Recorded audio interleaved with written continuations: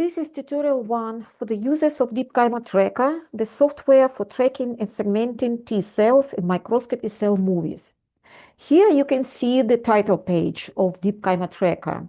The pipeline consists of 5 consecutive steps, as you can see, and accordingly, the 5 buttons to the left are provided, which allow you to navigate to the step you need.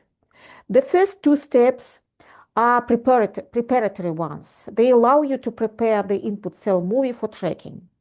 The main part of the algorithm is step 3, where the pre-trained convolutional neural networks perform automatic tracking and segmentation of T cells in an input microscopy cell movie. This step is also provided with the tools that allow the user to pause tracking and manually correct the tracking errors, such as cell ID swapping, missed divisions, the emergence of new cells, and cell deaths. Step 4 was designed to help you correct segmentation error after the movie has been tracked and segmented in step 3. So it could be applied only after step 3. Finally, step 5 allows you to visualize the tracking and segmentation results. So this tutorial is about step 1. So let us press this button. Immediately brought to step 1 window. All the 5 windows of DeepKymoTracker have a similar layout. At the bottom, you can see the black field, which says instructions for the user. When you use this program for the first time, you might want to read through the instructions carefully, but with time, you won't need them that much, of course. Apart from the instructions, you will also see some feedback from the program in this field. On the top of the window, there is another black field. It is designated for printing out some important results and the essential information about the movie you are dealing with. If a button is flashing like this, it means that it's inviting you to push it, so you don't need to worry about what to do next. Note that almost all the remaining buttons on the page are usually grayed out, like this one, for example. That means that they are disabled. You cannot push them even if you wish to do so. For example, I'm trying to push this button now and nothing happens. It was designed to prevent you from doing something wrong, which can lead to an error. So what exactly does step 1 do? You have a folder with numerous cell movies taken by spinning disk or API. And you want to extract a specific movie and bring it to the format required for tracking and segmentation. That's exactly what step 1 is designed for. Note that if your cell movie is one of the so-called old movies or Muhammad's movies, it is already in the required format. So in this case, you should skip this step and immediately proceed to step 2 of the pipeline.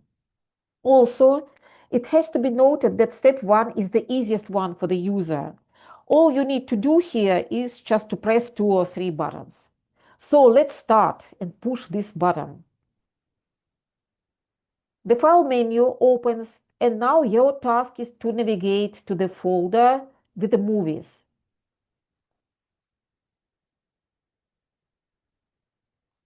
So here they are. You can see 2 movies, 2 folders here. Let's pick the first one.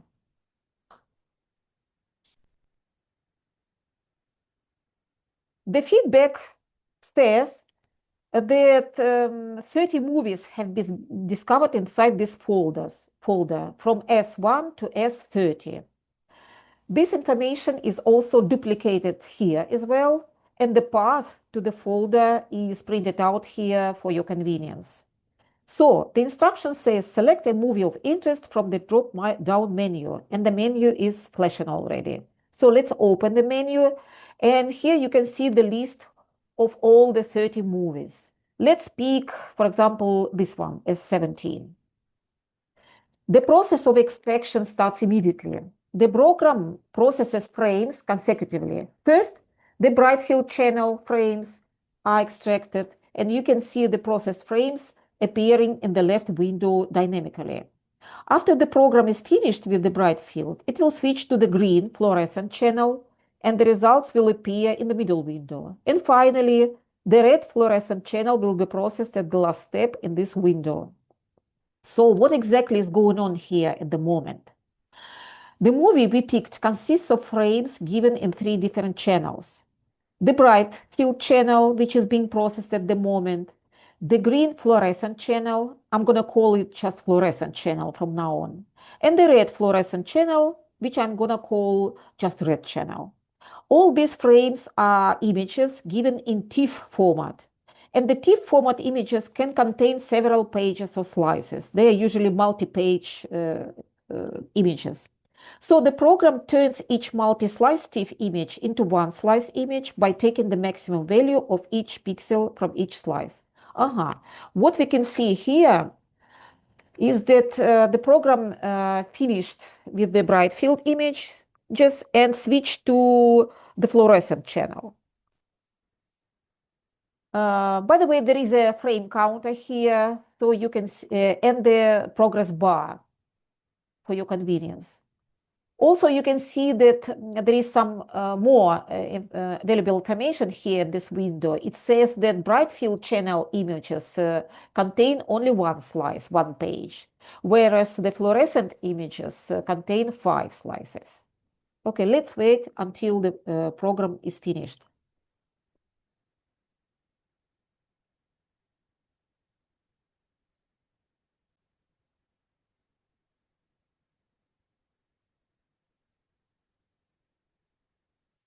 Now, the extraction of the movie is finished. The names of the files, as you can see, have been changed a bit to align with the format required for tracking and segmentation, which is going to happen in step 3. You need to check that the number of fluorescent frames is equal to the number of bright field frames, which is the case for the current movie. This is the necessary requirement for the input movie, as both tracking and segmentation neural networks were trained on both channels. If the number of bright frames is not equal to the number of fluorescent frames, the algorithm wouldn't just work. As for the number of red channel frames, it doesn't matter how many of them are there in the movies. The red channel can be even non-existent. You can use this slider to scroll through the frames of the movie. If you look at the bright field frames now, you will see a lot of wobbling, which happens due to the camera instability. Therefore, it's necessary to crop the well from the image to remove or at least significantly reduce that wobbling.